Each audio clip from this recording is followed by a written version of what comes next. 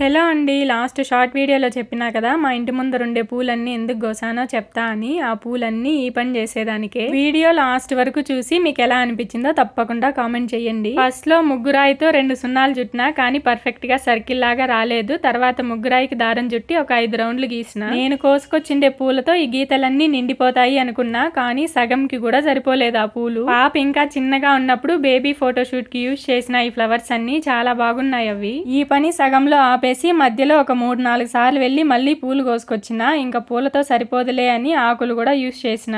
ఈ వీడియోలో ఫ్లవర్స్ పేరు ఏమి అడగను గాని ఈ ఆకుల పేరు తెలిస్తే చెప్పండి.